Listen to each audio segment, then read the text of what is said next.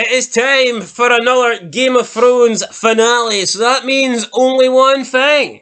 Time to once again be disappointed. Welcome back, guys, to Fog Entertainment and Game of Thrones. They just seem unable to deliver good finales, especially after episode 9. Every season, episode 9 tends to be really, really good. I think most out of the 4 seasons, you can make a case that episode 9 has arguably been the best episode of every season, but they just seem unable to follow up into the finale, and every time I watch a finale, it's very disappointing. The only positive that I can, well, not the only positive, there were some things I did like about this finale, but I think like probably the best thing about, and this might be the best finale, by the way, of the first 4 seasons, I think it is.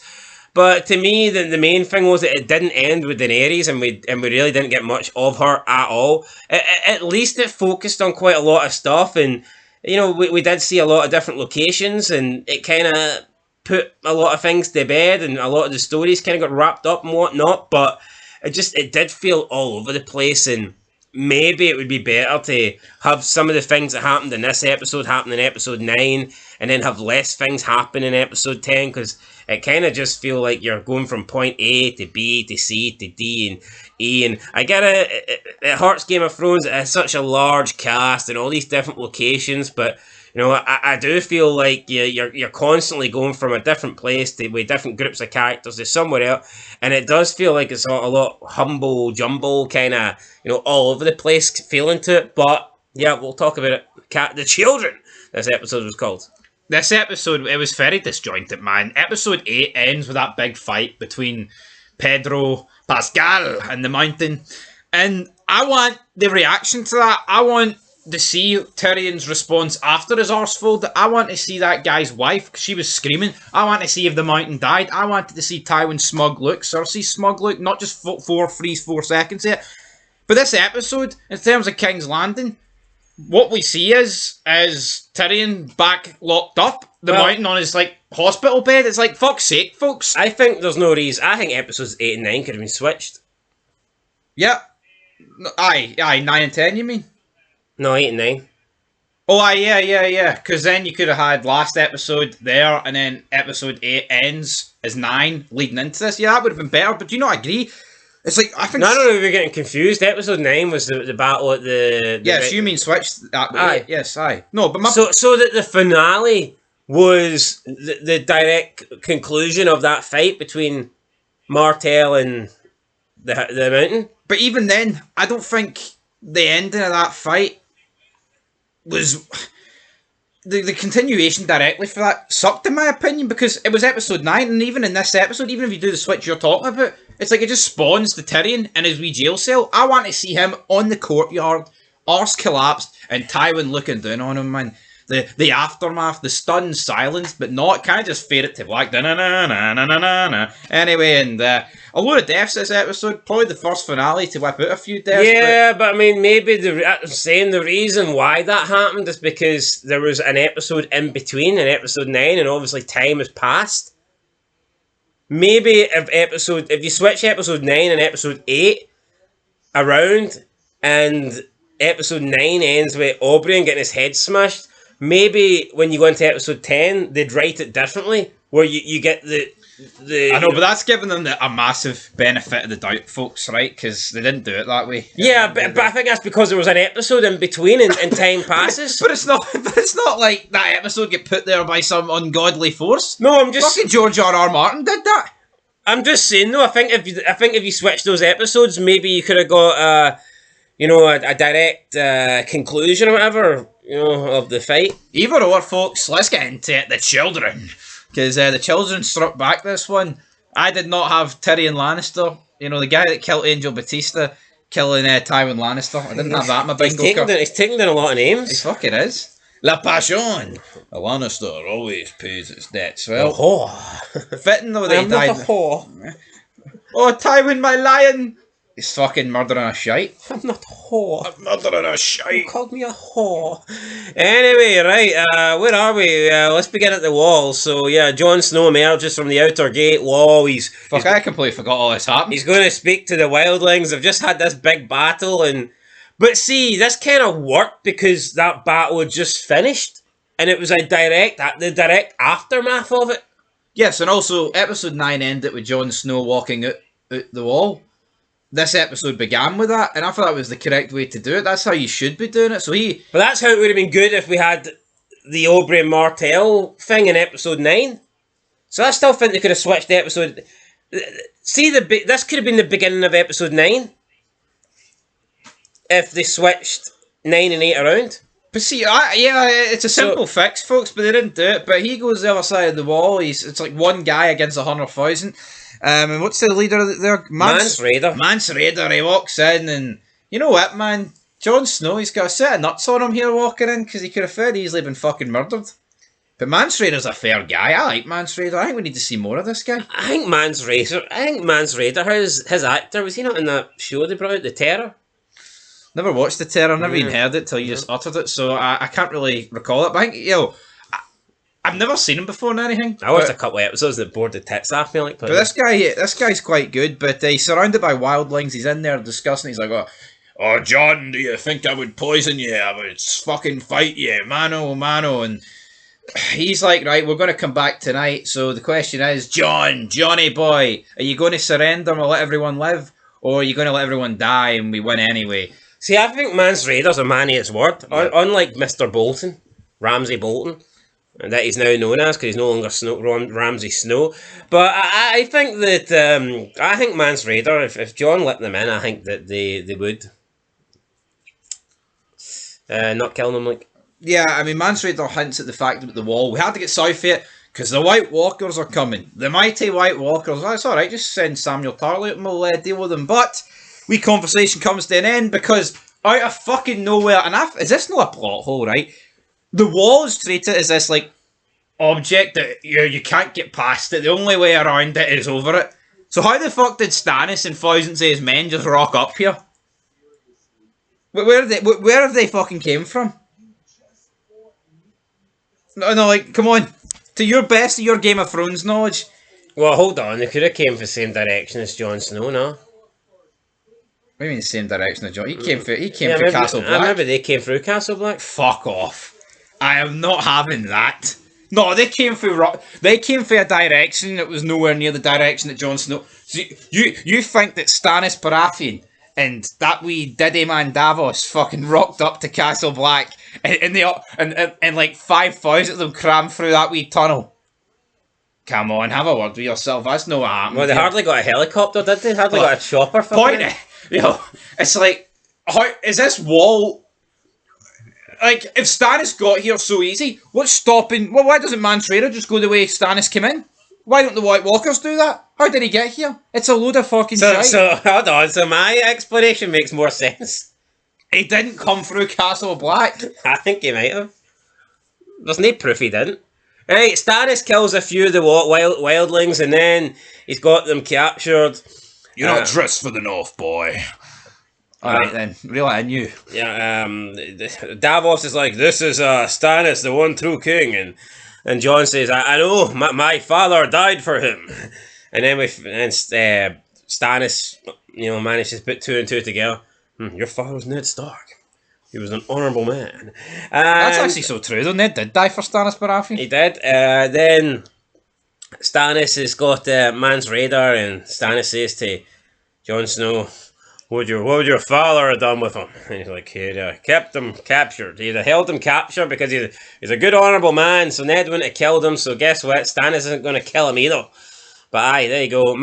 Although, if Mance Rayder really does have like 100,000 strong, fucking Stannis doesn't, so...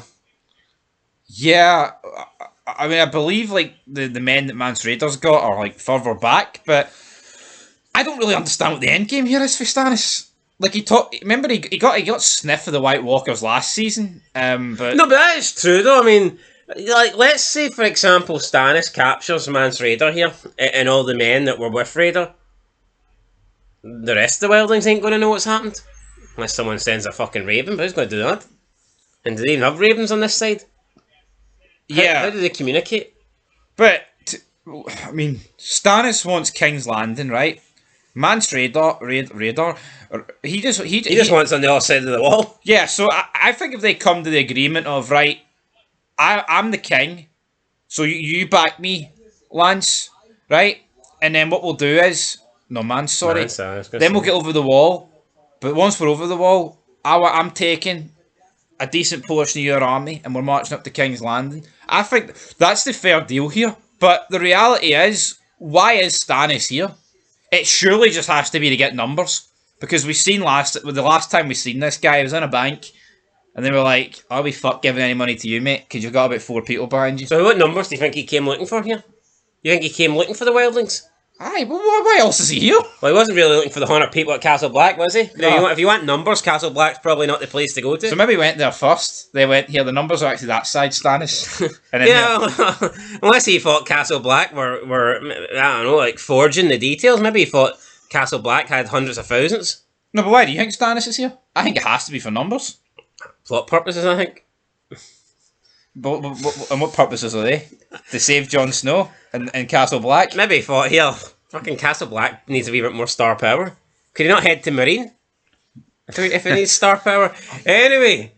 No, I can't believe, right, we're going into season 5 and Stannis... I like the character Stannis, like, but his plot's pish. You got to be honest, like... It peaked at Battle of Blackwater and it fucking has nosedived ever since.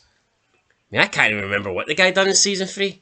No, but... He's barely done anything in season 4. He can't just greet it. Do you think we're going to see Stannis Baratheon like launch one more attack on King's Landing, or do you believe that's him done? Like, do you think he's just going to sit up here with his coat that's not warm enough? Fuck, I don't know at this point. I don't know, but anyway, we got a funeral at Castle Black and all this stuff, and they're all dead, so it is what it is. Torment's like, oh, she loved you, Jon. She wanted to kill you, and she mentioned every 3 seconds she loved you. Yeah, so Jon lights the fire there, and that's it, really. She's dead, so unlucky. Right, beyond the wall, Bran Stark and his bunch of jobbers. I hate this, man. They get to this place. The wee guy that's got a vision, he dies. I don't know what happens to him. He gets taken out by White Walkers, I believe. And then the rest of them manage to get into this wee hut, this wee, like, igloo, something, I don't know. It's a cave, to be honest. A cave, whatever. And then there was some guy with trees coming out of him or something. Out his arse. Yeah, and there was some other wee woman, I don't know, wee girl was talking to them, and I just don't really care. I don't even know what the fuck's going on here. And Bran Stark, he does the Undertaker eye roll thing, and this seems to turn, Hodor! This turns him into some, like, unstoppable fucking killing machine. Yeah, listen, as good as some parts of Game of Thrones is, I feel like it's always going to be weighed down with shite like this. I feel like their arc just seems like a straight-to-DVD Disney movie for like 2009. I don't know what the fuck they're doing. Listen, who cares what they're doing? I refuse to, but now some people will like Daenerys because she's got dragons or whatever, right? And although the only time I really cared, the only time I didn't mind the Daenerys scenes was when season 1, when Drogo was alive and you had all these Dothraki men, and I don't know, I just think you got cool scenes, and her brother who was like, adamant on being given a crown and stuff. I do think that the Daenerys plot in season 1, I think, was a lot better, but since then it sucked. But I refuse to believe there's anybody that watches Game of Thrones and they're like, oh, what's your favourite location, or what's your favourite group or whatnot, and they're like, oh, my favourite group's Beyond the Wall with Bran Stark, Hodor, and the rest of them.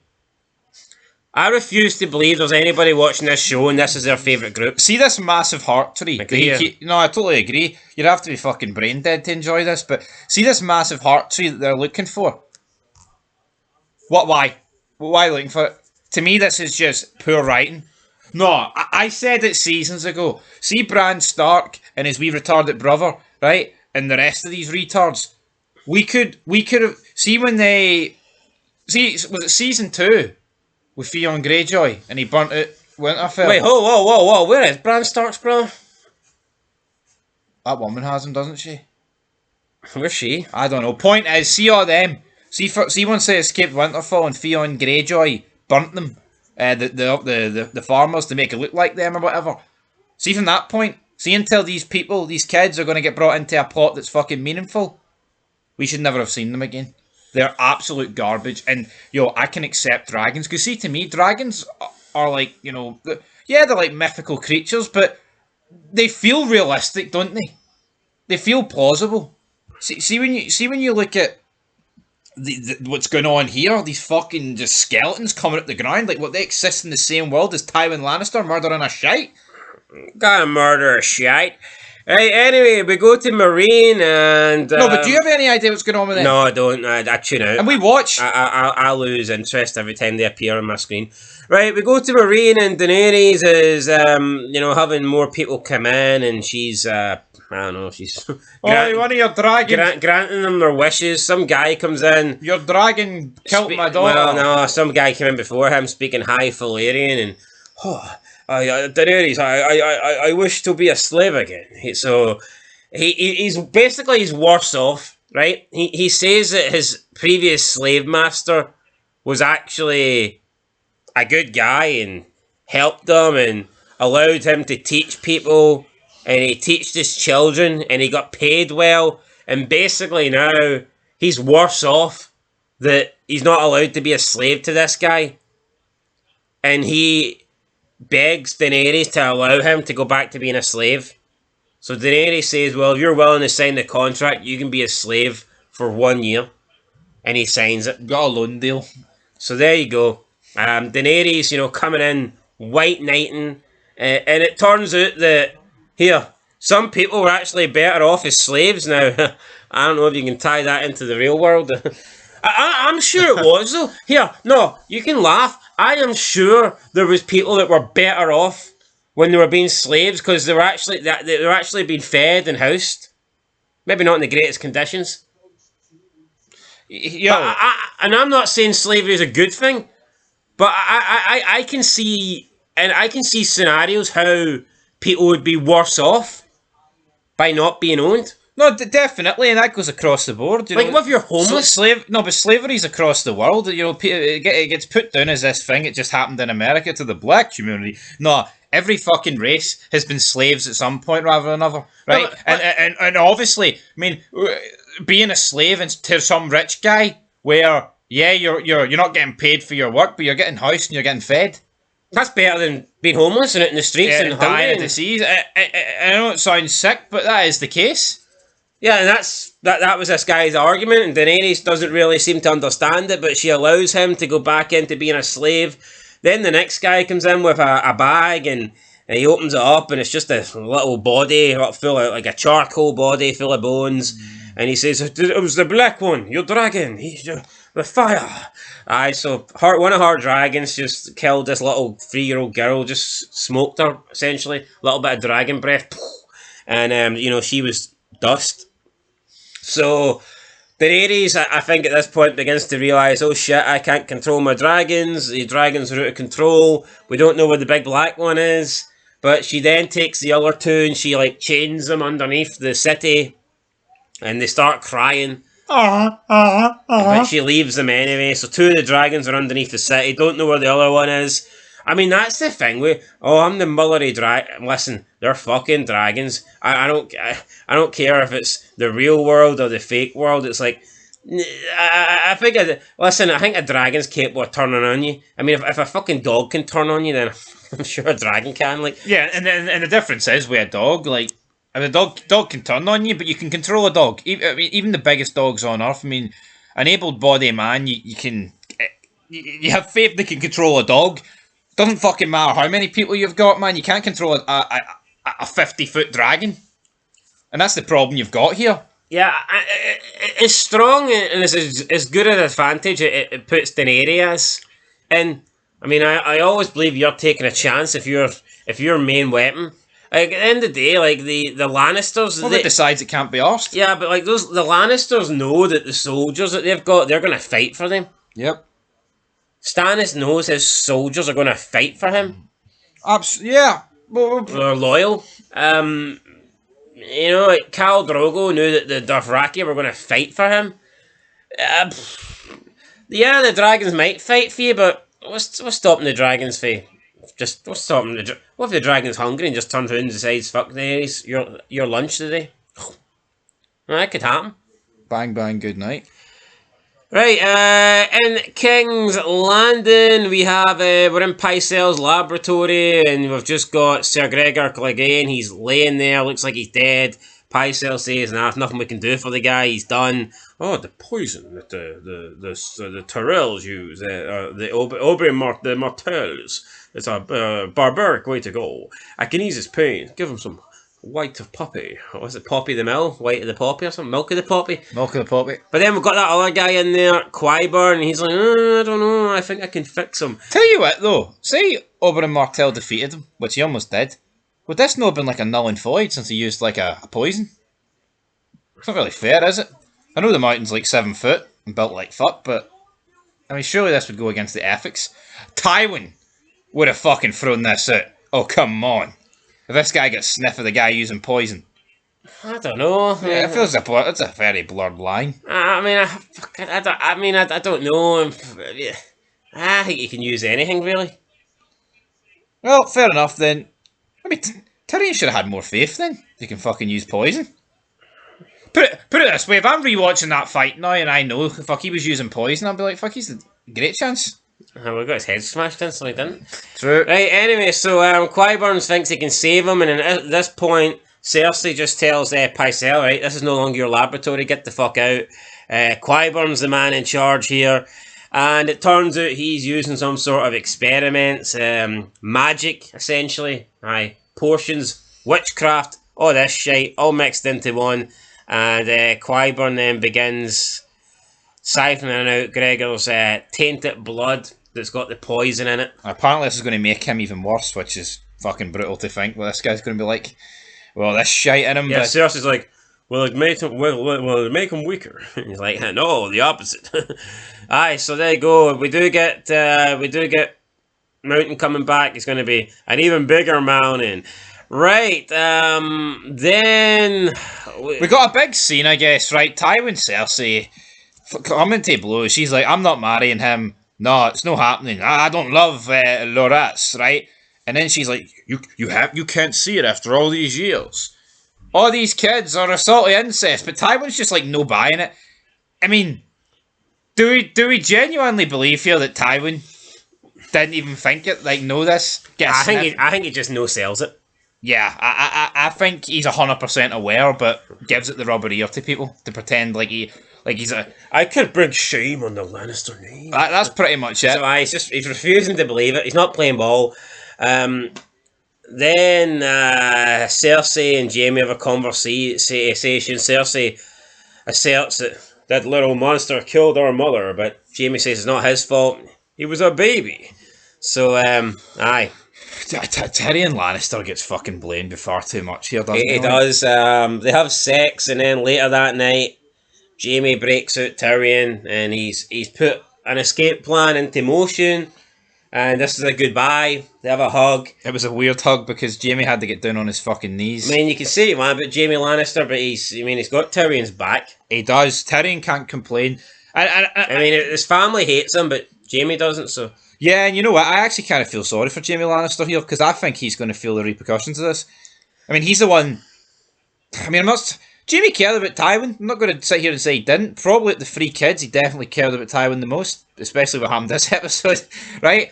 So he's essentially got Tywin killed here. And how's that? I mean, that sets up season 5 really well, but I like the Jaime Lannister character, man. People just look at Tywin or Tyrion and be like, aye, he's the great Lannister, he's the guy that's got the good moral compass. I think Jaime Lannister's right there with him. I agree. Maybe you wouldn't have thought that in season 1, but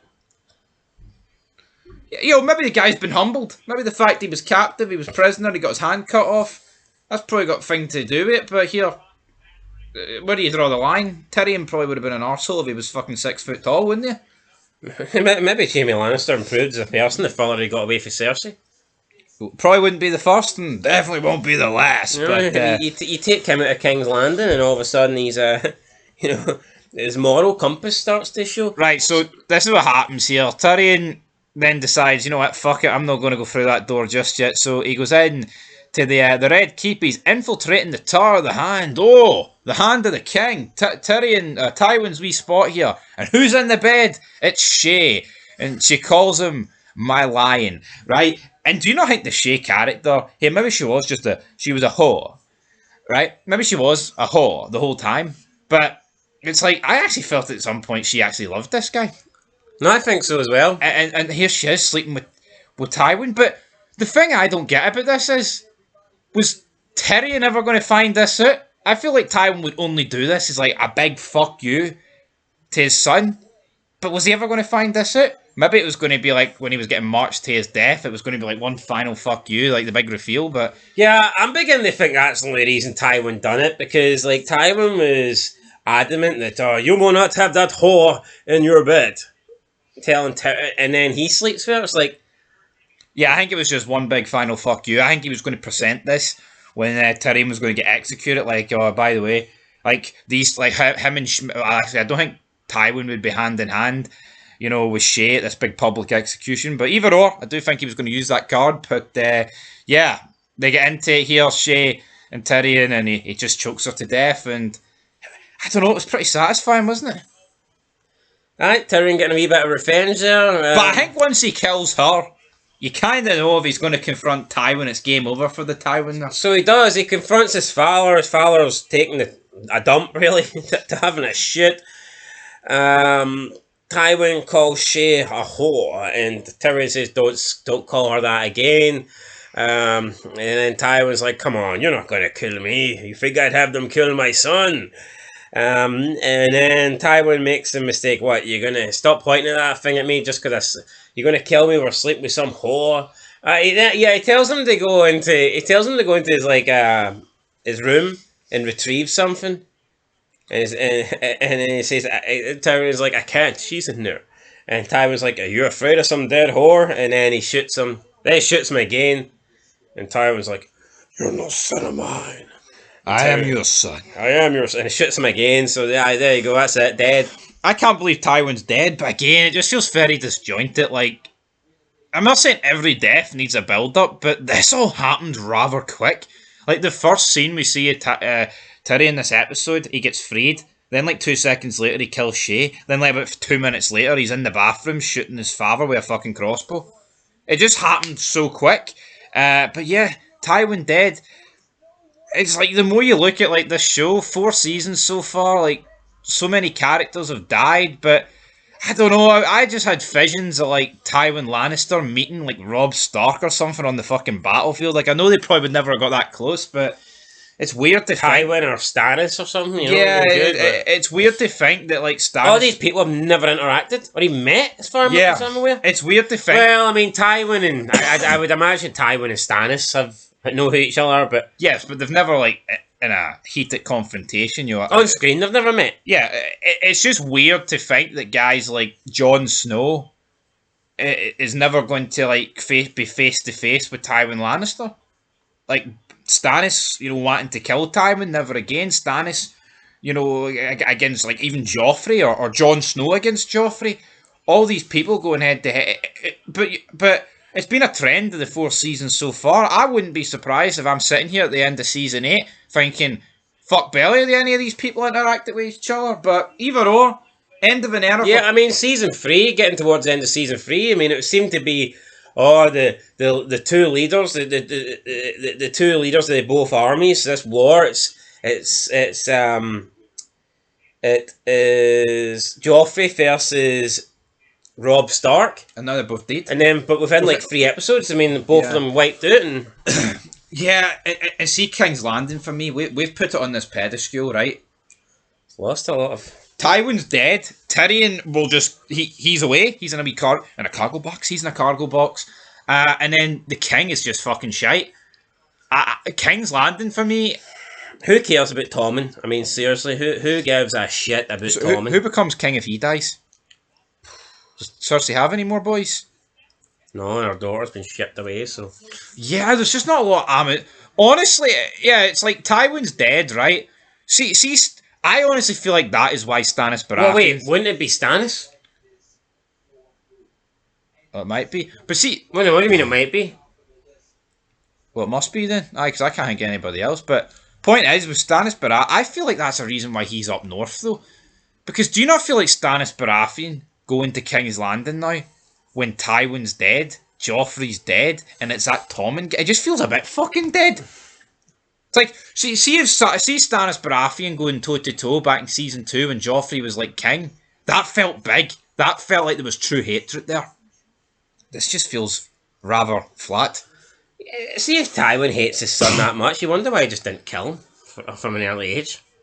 I know. If being a dwarf is going to shame the family that much. True. I think this death was fitting for Tywin. Because not to be grim, like, but I'm sure back in the day when, like, before there was, like good medication in hospitals, am I not right in thinking that, like, children or babies that were born with, like, defects were probably just killed?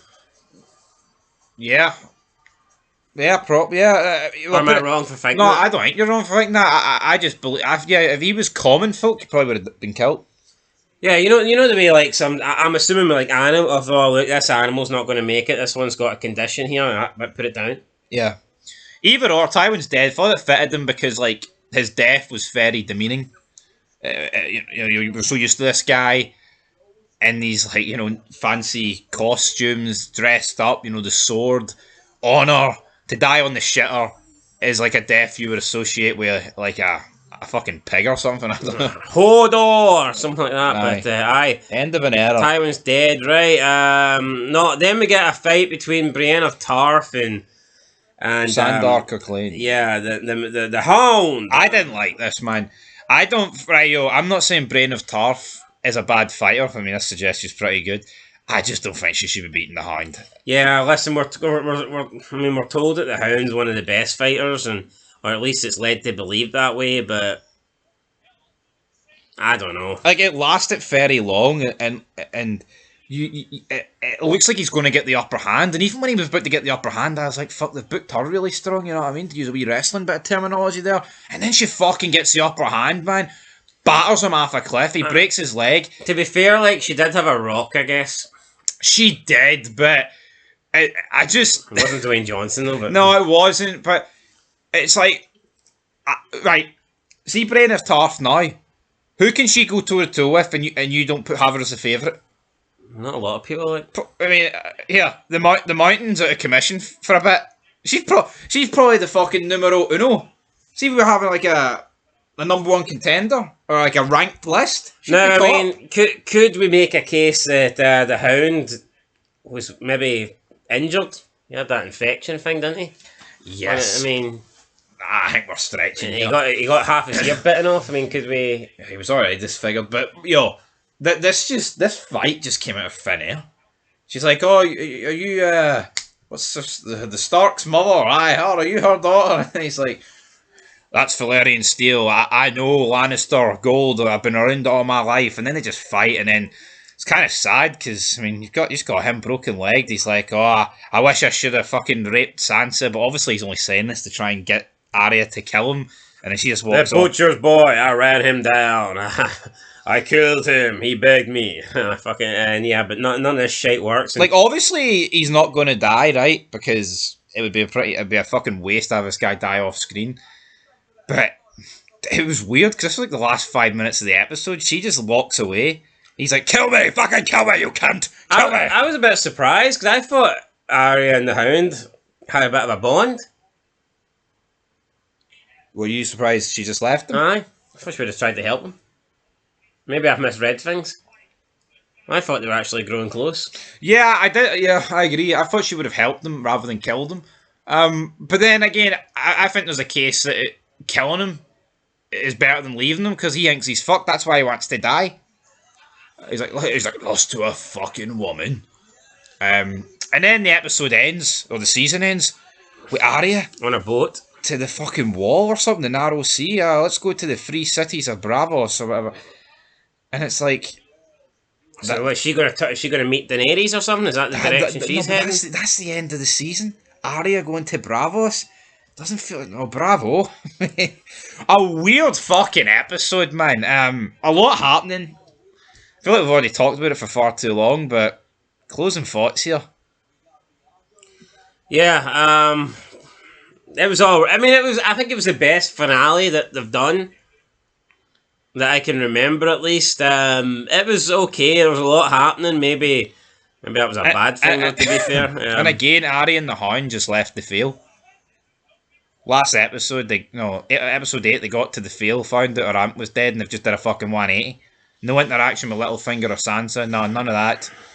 And then fucking Brienne and Podrick batters him, and then she gets in a boat and fucks off. Very weird. I'll give it a 7 out of 10. I do think it was the best finale that they've done so far, but yeah, a bit disappointing because episodes 8 and 9 I thought were a lot better. So, but no, it's weird. Weird though. Season 4 is considered like the best season, isn't it? Yeah, I mean it did pick up towards the end, but here. Yeah, but I'm not getting the vibes of a season here that's like among the greatest in TV history. I thought it was good, great. I mean, I prefer season 1. I think. Yeah, it really makes me wonder. Like, fuck, what's next ahead? Is it going to be much worse than this? Is it going to be more disjointed? I mean, I think Game of Thrones, it should be easy enough to put all the players in place, but I feel like we're getting to the point where it's hitting endgame and all the players are fucking dead. Well, endgame of this video, I'm giving it a 7 out of 10. I'll get a 7 out of 10 as well, guys. Right, that's it. Till next time, we'll see you for season 5. So, till then, peace.